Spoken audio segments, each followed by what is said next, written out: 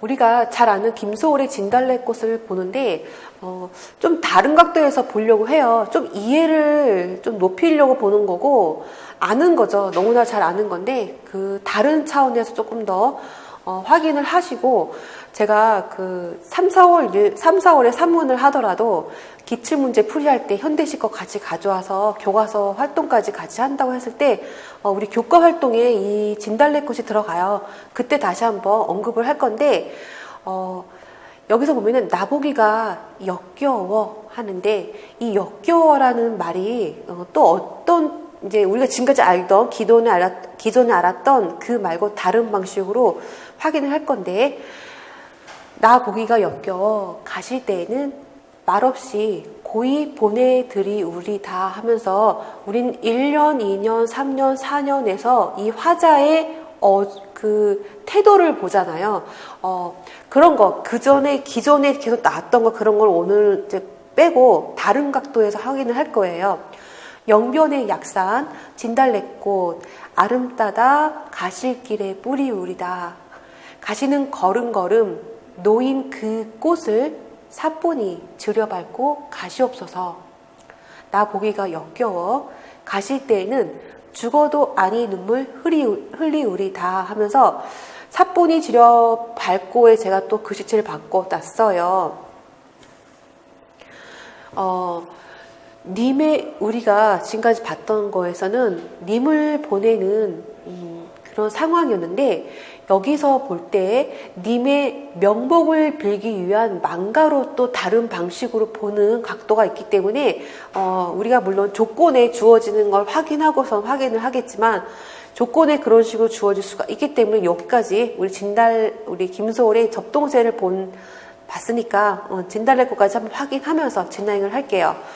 우리는 전통적으로 보통의 이별 상황에서 꽃을 뿌린다는 말을 하지 않아요. 그렇기 때문에 이거를 명복을 빌기 위한 망가로 보는 해석도 있다라는 걸 한번 다시 확인하고 넘어갈게요. 이별 상황에서 우리는 이별 상황보다는 누구를 만나고 뭔가를 축하하기 위해서 꽃을 연상하는데, 우리 장례식에서는 늘 화환을 보내죠. 그리고 국환송이를 그 앞에 갖다 놓는다거나 하는 우리의 그런 문화적인 전통적으로 우리 볼 수 있는 그런 게 있어요. 꽃에 관계된 이별 상황에서 꽃을 연상할 수 있는 경우는 장례식의 경우이고, 역겹다라는 말을 할 수 있는 것도 떠난 사람이 화가 났다는 말이 아니라 산 사람이 죽은 사람 할 때 쓰는 말이에요. 사랑하는 남편을 잃었을 경우나 여인의 넋두리 속에서 내가 싫어서 좋은 데로 먼저 갔지 하는 투의 말투에 그걸 근접해서 내가 역겨워서 하는 그런 말로 쓴다는 거죠. 그래서 죽음을 체념하는 한국적인 방식이 바로 이승은 고통스럽고 저승은 살기 좋은 곳이라는 생각의 표현에 의해서 역겨워, 나보기가 역겨워, 그런 말을 쓴다는 거예요. 그래서 전체적으로 1년은 먼저 죽은 님에 대한 원망, 명복을 비는 마음이 교차되고 있다라는 거예요. 우리가 교과서적으로 본다면, 지금까지 봤다면 체념적인 태도였잖아요. 그런데 여기가 얼마나 싫으면, 아니면 여기가 싫어서 좋은 데 갔겠지, 여기가 너무 싫지 하는 그런 거를 역겹다라고 표현을 한다는 거죠. 이연에서 명복을 비는 마음이 구체적인 이미지로 형태화되고 있는 거예요. 꽃을 뿌린다 라는 표현은 장례식을 연상하는 거죠. 상여도 꽃으로 꾸며져 있고, 상가에는 또 조화를, 우리 화환을 보내죠. 그리고 국화환송을 바친다거나 망자의 저승길이 이제 편하게 보내고자 하는 우리의 명복을 비는 그런 뜻을 갖고 있는 거고, 꽃은 화려하다, 아름답다, 그런 게 일반적이지만 우리 민족의 문화적 관례 속에서는 죽음과도 관련되어 있어서 어린아이한테 화환을 씌우고 그런 건 금기시 되었다고 합니다. 명복을 비는 뜻으로 이제 곧 떠나갈 길에 영변 약산의 아름다운 진달래꽃을 뿌려주는 거예요. 영변의 약산이라는 고유 명사를 사용하면서 하는 효과는 진달래꽃의 아름다움, 진달래꽃과 관련된 또 추억의 아름다움을 특수화시키는 효과가 있는 거죠. 우리가 지금까지 봤던 진달래 꽃은 정말 우리 교과서에서도 표면적 의도는 그냥 가세요. 그런데 내면적 의도는 가면 많이 힘들어할 거야, 슬퍼할 거야. 그런 거 쓰는 자체도 교과 활동으로, 학습 활동으로 나오고 있는데 또 다른 것으로, 다른 각도로 볼 수가 있다는 거야. 이렇게 산문과 연결해서 봤을 때 이제 조건을 주어주면서 그럴 때 이 진달래 꽃을 그 각도로 볼 수 있는 조건이 주어질 때는 이렇게도 볼 수 있다는 걸 확인하는 작업을 지금 진행하는 건데 3년에서는 2연에서 진달래 꽃을 뿌린 이유가 보다 명확히 3년에 드러나는 거죠. 저승으로 가는 길 힘들어. 험난한 길이라고 알려져 있어. 그렇기 때문에 그 험난한 길을 우리 살아있는 사람의 사랑의 표시인 진달래 꽃을 밟고 사뿐히 가세요. 지려 밟고는 짓밟다의 평안도 방언으로 해석되어 왔으나 사뿐히라는 부사어에 한정받고 있기 때문에 지려는 짓밟다 그거로 하는 것보다는 중부지방에서 많이 사용되고 있는 지려 밟다 발꿈치를 살짝 들어가지고 이렇게 사뿐히 밟다 그 의미로 보는 것으로 보고 있는 것으로 지금도 교과 활동으로도 진행을 하고 있어요. 그래서 이거는 지려 밟다 그 뜻으로 발꿈치를 살짝 들어서 사뿐히 밟다 그 의미라는 거. 사연에서는 일련의 변형으로 보일 수 있다라는 거죠. 사랑의 본질을 드러내는 거죠. 죽어도 아니 눈물 흘리 우리다라고 하는 거는 망자가 보면은 이렇게 떠나는 길에만 못 떠날까봐 거기 정말 좋아했던 장소는 그 관을 거쳐서 그 길은 가지 않는다고 합니다. 왜냐하면 너무 좋아했던 곳에 또 많은 추억이 있는 곳에는 망자도 머물고 싶은 마음 때문에 그 저승의 길로 못 가는 거예요. 그래서 그 접동새가 계속 남아있는 9동생이 걱정이 되어서 계속 그 시간대 밤에 와가지고 울고 하는 그런 것처럼 너무나 돌아가신 분 때문에 울면은 망자가 떠나지를 못한다는 그런 말도 있어요. 그래서 죽어도 아니 눈물 흘리우리다. 망자에 가는 길을 이승의 눈물로 잡지 않겠다라는 인내와 사랑의 뜻이 담긴 표현이라고도 볼 수 있다고 합니다. 우리 장례식 관례에는 산 사람의 눈물이 망자에 가는 길을 붙잡는다는 생각이 포함되어 있어요. 그래서 초상집에서 너무나 슬프게 우는 거 보면은 그렇게 슬프게 울면 망자가 좋은데 못 간다라고 어르신들이 말씀하시는 것도 우리는 종종 들을 수가 있는데 우리의 의식 구조에는 죽은 사람은 이승에 대한 미련이 접동새, 누이가 죽어서 낸 접동새가 9동생 때문에 떠나지 못하는 것처럼 저승으로 쉽게 떠나지 못한다는 생각이 들어있기 때문에 죽어도 아니 눈물 흘리우리다 라고 말할 수 있다라는 거예요. 거기까지 한번 보고 나중에 산문할 때 다시 진달래꽃에 이 방금 봤던 시각으로 다시 한번 가져와서 문제풀을 마무리를 할 거고 신동엽의 껍데기는 가라를 볼 건데요. 껍데기는 가라. 4월도 알맹이만 남고 껍데기는 가라. 동학년 곰나루에 그 아우성만 살고 껍데기는 가라. 그리하여 다시 껍데기는 가라. 이곳에선 두 가슴과 그곳까지 내놓은 아사달과 아사녀가 중립의 초래청 앞에 서서 부끄럼 빛내며 맞절할지니 껍데기는 가라. 한라에서 백두까지 향그러운 흙가슴만 남고 그 모든 세부치는 가라. 67년도 작품이에요. 오늘 67년도, 70년도 작품 황동규 시인의 작품으로 많이 봤는데 신동엽의 껍데기는 가라. 신동엽 시인을 생각하면 많은 우리 학생들은 되게 젊으시고 지금까지 현존하시는 시인으로 생각하시는 것 같아요. 그 연예인 때문에 그런 착각을 이룰 수가 있는데 아쉽게도 일찍 돌아가셨어요. 30년에 태어나셨는데 39살에 폐로 인한 병으로 일찍 돌아가셨어요. 그래가지고 제가 연도수를 써놓은 게 지금 글에 써놓은 거고, 30년에 태어나서 또 정말 힘들었던 69년까지 또 사셨던 분이세요. 안타깝죠. 이 시는 많은 분들이 껍데기는 가라에 그거에 너무 포인트를 둬가지고 이 나머지에 여기에 들어있는 이 의미들을 다시 한번 생각하는 거에 조금 이렇게 한계를 갖고 있는데, 우리가 지금 북미 관계 회복, 회담, 이거를 물론 지금 타결이 안 되긴 했는데, 앞으로 더 많은 시간을 가지고 타결이 되겠죠. 거기에 관련된 시예요. 거기까지 확장돼서 봐야 된다는 생각을 좀 할 수 있도록 제가 갖고 왔는데, 잠깐 유튜브를 보면서 많은 친구들이 왜 이 시에서 아사달 아사녀가 왜 나오는지, 중립의 초래청 앞에 서서 부끄러움 빛내며 맞절할지니 이 뜻이 뭔지를 많은 질문을 하시더라고요. 그래서 여기 이해를 갖기 위해서 잠깐 유튜브를 2분 영상인데 좀 짧게 볼게요.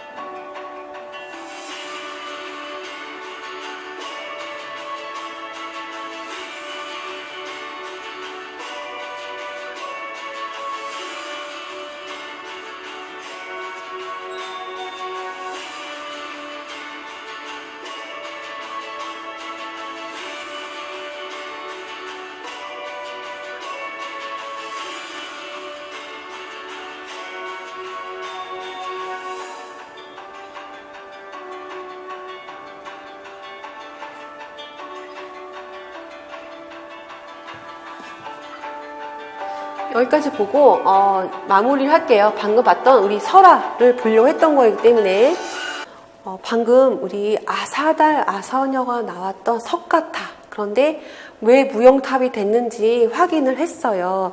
그래서 지금 두 가슴과 그곳까지 내놓은 아사달과 아사녀, 여기서 말하는 아사달과 아사녀는 무엇일까를 확인하시는 작업을 하고, 껍데기는 가고 4월, 우리 419를 말하겠죠. 알맹이는 남고, 그럼 껍데기가 의미하는 상징이 뭘고, 알맹이가 의미하는 상징이 뭔지, 그거는 많은 분들이 어려워하지 않으시더라고요. 동학년이 나왔어요. 그리고 그 아우성만 살아야 되고, 또 껍데기는 가라고 반복하고, 또 다시 껍데기는 가라 또 반복하면서 아사달 아사녀가 나왔고, 부끄러움 빛내며 맞절을 한다고 하고, 한라에서 백두까지, 백두산 우리 못 가봤죠. 한라산, 제주도에 있는 한라부터 백두산까지 우리의 뭐예요? 통일을 말하는 거겠죠.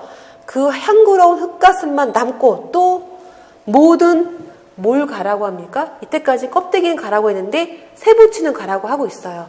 이게 민주 통일에 대한 갈망이구나 라는 것까지 확대를 해야 되는데, 신동엽 시인 하면 민주만 생각을 하셔가지고 4.19, 4월도 알맹이만 남고 거기만 기억을 많이 하시더라고요. 그래서 우리 민주 통일, 지금 우리 통일, 물론 동전이라는 통일까지 갈망하고 있는 그런 시대에 봤기 때문에 이 시를 제가 준비를 했고, 또 기출도 있었기 때문에 준비를 한 이유도 있겠죠. 방금 봤던 아사달과 아사녀를 이 시에 등장시킨 이유는 무엇일까요? 이 시인이 방금 본 것처럼 아사달과 아사녀는 지배층의 이익을 위해서 헤어져서 비극적인 종말을 맞았죠. 그래서 무용탑과 관련된 설화를 봤어요. 그거를 어떻게 확대 해석을 하냐면 이 설화가 분단 구조 하에서 우리가 남북으로 나뉘어서 아무리 만나고 싶어도 만날 수 없는 현실, 그를 상호 텍스트적 관계로 연결하고 있기 때문에 그런 거예요. 그래서 아사달 아서녀를 이 시인이, 신동엽 시인이 이 시에 가져온 이유가 우리 분단 구조를 말을 하고 싶었던 거죠. 그래서 중립의 초래청 앞에 서서 부끄러움 빛내며 맞절할지니라고 하는 거는 다른 이데올로기 때문에 이 다른 이데올로기나 또 이 지배층의 이익 때문에 비극적으로 만날 수 없는 상황이나 같은 연결이 된다는 거죠. 그래서 아사달 아서녀가 여기서의 아사달 아서녀는 다른 이데올로기를 갖고 있는 우리들이겠죠. 그래서 그거를 다 벗어버리고 그런 껍질을 다 벗어버리고 이데올로기 껍질 벗어버리고 우리 민족 정체성을 되찾을 때 우리의 분단도 다시 통일로 갈 수 있다. 그걸 보여주고 싶은 거겠죠. 그래서 우리 현진건 소설 3문을 다음 주에 앞두고 3문 오픈을 앞두고 그때 무용탑 볼 거예요. 방금 봤던 우리 아사달 아사녀 석가탑이 왜 무용탑이 됐는지 봤어요. 그리고 이 신동엽의 오페레타 석가탑에서도 아사달 아서녀가 등장인물로 등장을 합니다. 그래서 아사달 아서녀는 지배층의 그 억압, 방해로 헤어져 만나지 못하고 비극적 종말을 맞게 되는 그 상황을 여기서 무용탑이나 신동엽의 석가탑에서도 확인할 수 있고요. 좀 이따가 기출문제 볼 때도 다시 한번 언급할 건데 우선 늘 시험에 나오고 있는 그 알맹이는 무엇일까에 대해서 백낙천 선생님께서 뭐라고 말씀하셨냐면 이 알맹이에 대해 민중들이 외세를 배격하고 민중의 해방을 위해서 심지어 무기까지 들고 일어섰던 동학년 우리 민중운동 동학민중운동 동학역 곰나루의 그 아우성 동학역 곰나루 그것도 어려워하죠 학생들이 동학역 곰나루의 그 아우성 이것이 4.19에서 또 우리가 진정으로 살려야 할 알맹이라고 말을 하고 있고요. 동학년 곰나루는 그럼 무엇일까? 1894년 외세에 맞서 민족 자주를 목표로 혁명을 일으켰던 우리 동학민주운동의 진원지가 곰나루예요. 곰나루는 충남 공주의 옛 이름이라고 합니다. 충남 공주의 옛 이름이 곰나루였어요. 그래서 동학년 곰나루가 이 시어로 등장하는 이유가 이때 우리 목표로 했던 것, 또 4.19에서 또 했던 것, 그걸 계속 이어서 와야 된다 그런 뜻이겠죠. 아우성, 여기서 아우성은 열정, 우리 민주 통일에 대한 열정, 민중에 의한 정치 여러 가지를 포함하고 있는 정신이겠죠. 그리하여 다시 하는 거는 강조의 효과를 나타내는 시어고 이곳이라는 것은 가장 본질적이고 원초적인 민중의 세계를 말을 한다는 거예요. 이곳 민중의 세계 두 가슴과 그곳까지 내놓은 허위, 가시 그 민주주의를 방해한 여러 가지 그런 요소들 그런 것들이 없는 그리고 방금 봤던 아사달 아사녀는 그런 껍데기에 물들지 않은 우리 민중의 표상이라는 거예요. 그래서 물론 방금 봤던 아사달 설화에서 봤던 거는 사랑이 이루어지지 않은 비극적 종말을 말을 하는데 우리 그 대표적으로 가져오는 이유는 계속 뭐냐면 민중의 표상인 거예요. 무엇인가에 때문에 이루어지지 않는 만날 수 없는 그거를 나타내고 있는 거죠. 그래서 아사달 아서는 여기서 말하고 있는 거는 민중의 표상이라는 것 그리고 알맹이는 민중의 해방을 위해서 그 정신 열정 그걸 말을 하고 있다라는 것. 중립의 초래성, 민족의 대화합의 장이라는 거죠. 그래서 아까 맞절을 한다. 그거는 민족의 화합, 통일을 의미하는 거겠죠. 한라에서 백두까지, 제주도부터 백두산까지 한반도 전체를 말하고 있기 때문에 분단의 비극적 현실 상황을 다루고 있다라는 것. 그래서 여기까지 본다면 드러나는데 많은 학생들이 이 한라에서 백두까지가 우리 분단의 현실을 다루고 있는 거구나. 통일을 기다리는 거구나. 거기까지 확대를 못하고 4.19의 민주운동까지만을 이렇게 딱 정해서 생각을 하시기 때문에 이제 강조하기 위해서 글씨체도 바꿨고 밑줄도 쳐놨어요.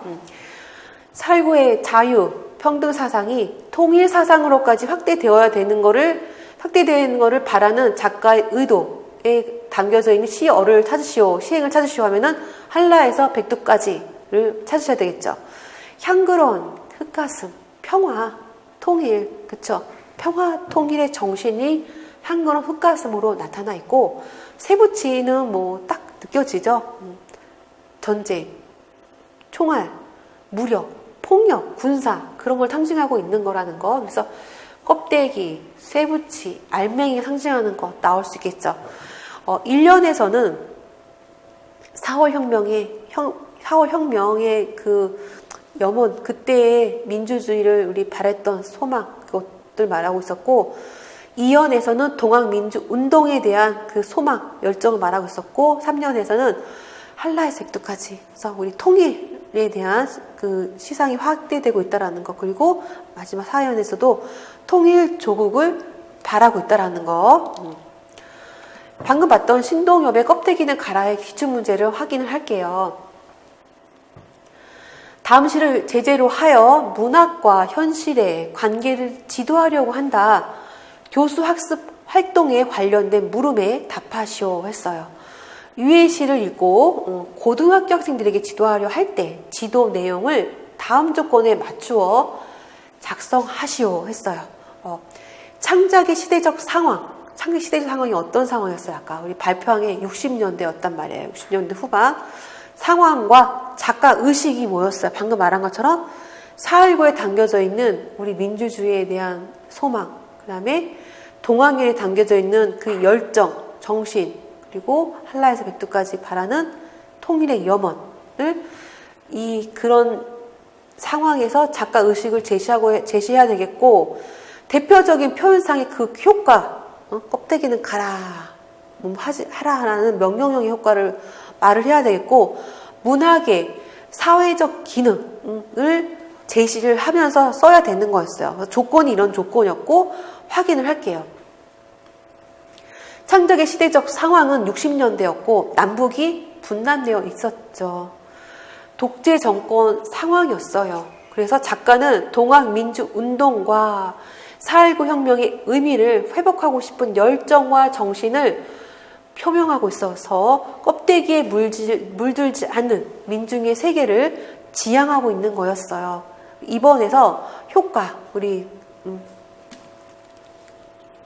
표현상의 효과를 제시하라고 했으니까 뭐뭐 가라 하면서 껍데기는 가고 쇠붙이는 가라 하라는 명령형의 어미의 사용의 효과는 의지예요. 껍데기 가라, 껍데기 가야 되지 않겠습니까? 하는 것보다 껍데기 가.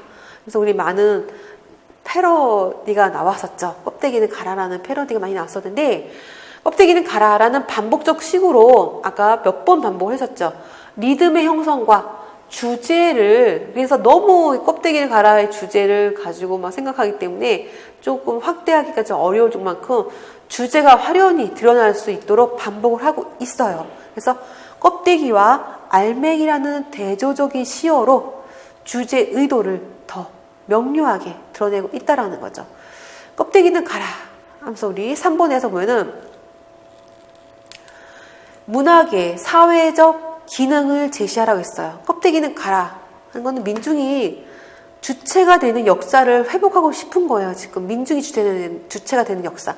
그래서 그 열망을 유도하도록 하는 거죠. 껍데기는 가라라는 구호처럼 외치면서 민족의 화합, 통일 조국의 염원을 독자가 갖도록 사회적 기능은 즉 뭐예요? 공동체 통합의 기능이죠. 민중이 주체가 돼야 된다. 그런 총을 사용하는 전쟁, 무력, 군사, 독재 그런 것들 다 가서 긍정적으로 사회가 발전할 수 있도록 하도록 하는 사회적 통합의 기능을 갖고 있다라고 제시를 하고 있는 걸 이렇게 쓰면 되겠죠. 또 위의 시를 지도한 후 내면화를 위해 학생들끼리의 상호 토론 또는 쓰기 과제를 부여하려고 한다. 이 작품에 나오는 핵심적인 시어 2개를 반드시 포함하여 주제를 만드시오 했어요. 핵심적인 시어 뭐겠어요? 너무나 우리가 잘 알고 있는 껍데기와 알맹이를 사용하여서 조건이 대표적인 개념의 시어를 그대로 사용하여 주제를 만들고 그 시어의 의미를 설명을 해야 되는 거였어요. 그러니까 주제에는 그러니까 지금 대표적인 개념의 시어 사용해야 되고 주제 만들고 시어의 의미를 설명하는 3가지가 들어가는 거죠. 껍데기 알맹이 들어간다면 주제 만들고 시어 설명하는 거 2가지만 하면 되는 거겠죠. 주제는 알맹이가 많은 세계, 그쵸. 우리의 그런 민중이 주체가 되는 세계, 평화가 있는 세계, 그런 세계를 지향하기 위해서 우리에게 아직도 남아있는 껍데기는 무엇일까? 라고 주제를 선정할 수가 있겠고, 껍데기는 부정적인 요소의 상징이에요. 그래서 이 시대에 우리가 이슈가 되고 있는 모든 부정적인 뉴스에서 말하고 있는 그런 모든 보도되고 있는 그런 사항들이 모든 것이 될 수가 있겠죠. 알맹이는 정의를 추구하는 정신, 정의, 평화, 민중이 주체가 될 수 있는 모든 요소들이 다 그런 힘들이 다 요약할 수 있겠죠. 알맹이로. 그래서 주제는 우리가 그냥 만든다 한다면 알맹이가 맞는 세계를 지향하기 위해서 우리에게 아직도 남아있는 껍데기는 무엇일까? 라고 주제를 만들었고 시어 넣었고 시어의 의미도 설명했어요. 그래서 이 답을 마무리를 했고 1960년대 신동엽은 냉전체제 변경 60년대 냉전체제 변경에 위치한 한반도가 처해 있는 국제 정치학적인 역학구도 속에서 중립을 통해서 민족 어떤 사회주의 어떤 이념이 아닌 그냥 중립적인 태도로 민족 자주의 삶을 구현하자고 말하고 있어요. 그래서 이 금강도 우리 기출에 또 나오기 때문에 연결해서 지금 보고 있는 건데 금강은 역사성과 서사적 골격을 갖추고 있으며 이야기가 있어요. 우리가 신동엽 하면 껍데기는 가라. 너무 그리고 종로 5가까지 우리 기출에 다 나왔어. 되게 신동엽 시인에 대해서 시가 거의 나온 거라고 볼 수 있겠는데 금강에 대해서 잘 모르세요. 기출문제를 푼 선생님들은 아시겠지만 금강은 역사성과 서사적 골격을 갖추고 있고 이야기가 있어요. 그래서 4,800여 행 얼마나 길까? 그런 방대한 분량의 장편 서사시입니다. 그래서 67년 한국 현대 신작 전집 5권의 3인 시집에 실려요. 금강이. 그런 금강이 우리 기출에도 나왔는데 아까 제가 석가탑을 봤는데 여기서 지금 오페레타 석가탑 신동엽의 요건데 먼저 마무리 읽고 금강에서 1894년 동학민주운동의 실존 인물인 전봉준, 최재우, 최혜월 등과 함께 시인 자신의 분신으로 여겨지는 가상인물인 신한이를 등장시켜 시적 긴장을 불러일으키고 있어요. 금강에서 1968년 신동엽은 장편 서사시 임진강 집필을 계획했는데 마무리 못하고 그 계획은 실현되지 않았어요. 그리고 대신에 5권으로 구성된 오페레타 석가탑을 써서 드라마 센터 무도에 올립니다. 그래서 금강까지 볼 건데 우선 종로 5가를 볼게요. 기출문제 자료를 단서로 삼아 자료가 나오겠죠. 작품을 이해한 내용으로 적절하지 않은 것은 찾는 거예요.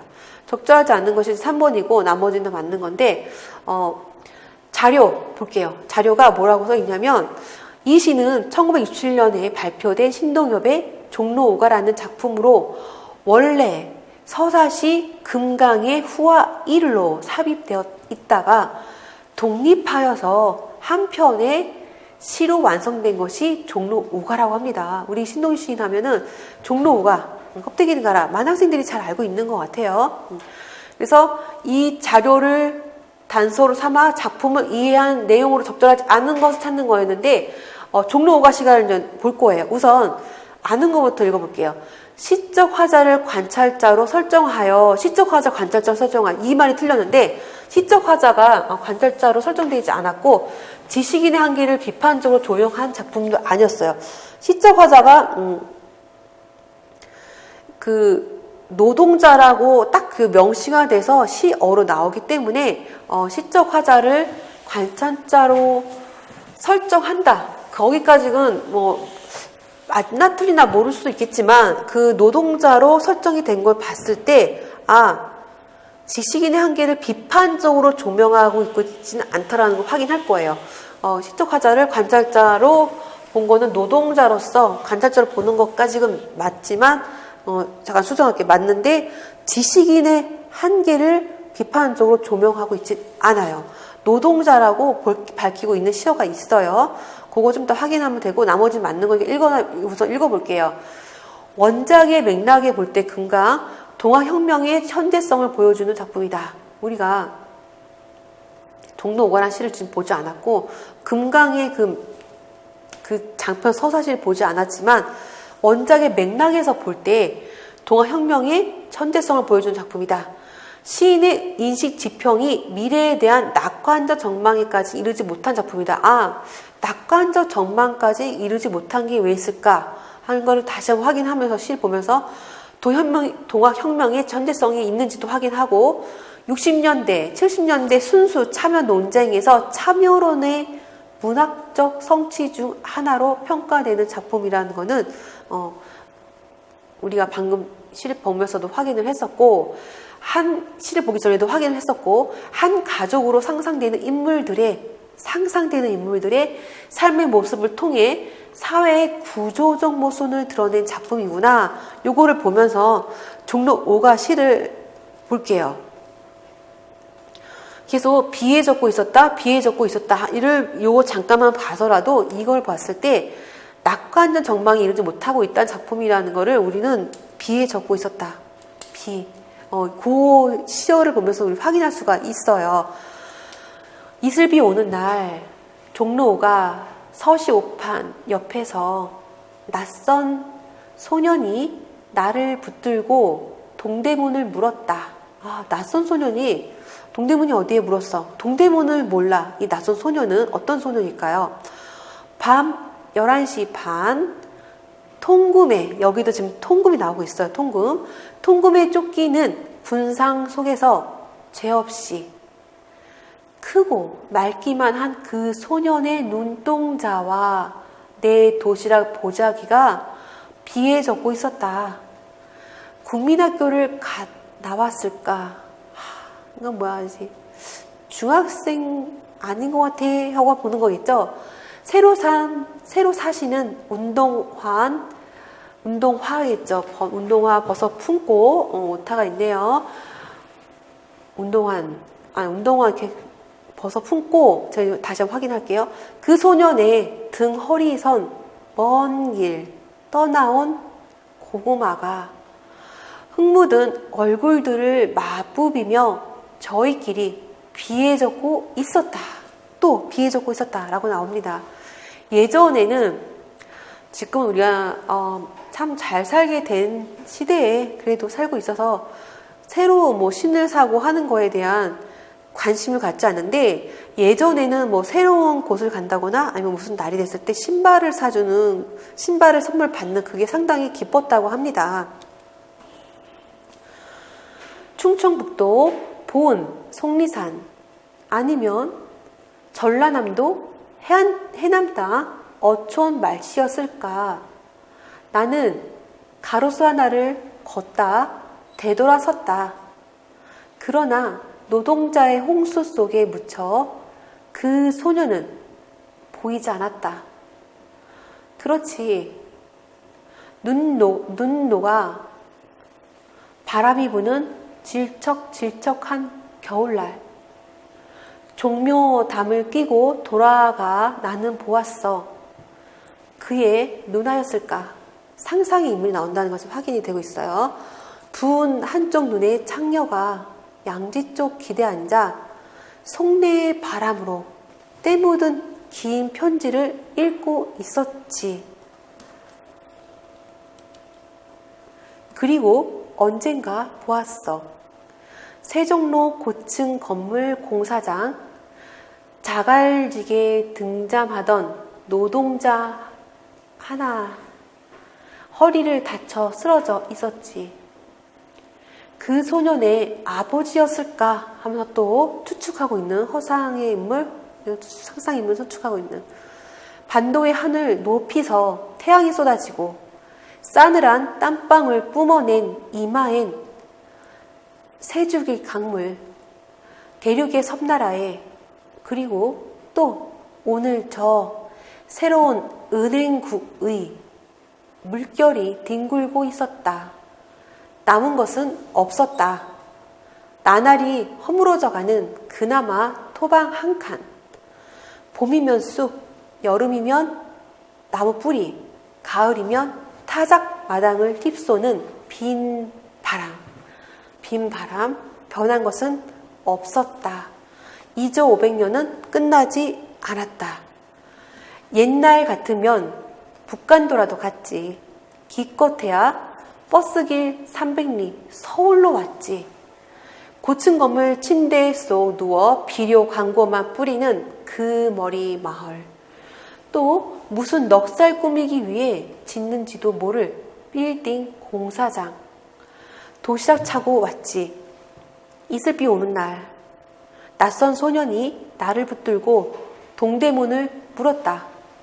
그 소년의 죄없이 크고 맑기만 한 눈동자엔 밤이 내리고 노동으로 지친 나의 가슴에선 죄송합니다. 목이 메인 노동으로 지친 나의 가슴에선 도시락 보자기가 또 어떻게 해요? 비에 젖고 있었다 하면서 67년에 신동엽 점집에 실린 시입니다. 시 분석은 다음 시간에 이어서 진행을 할게요.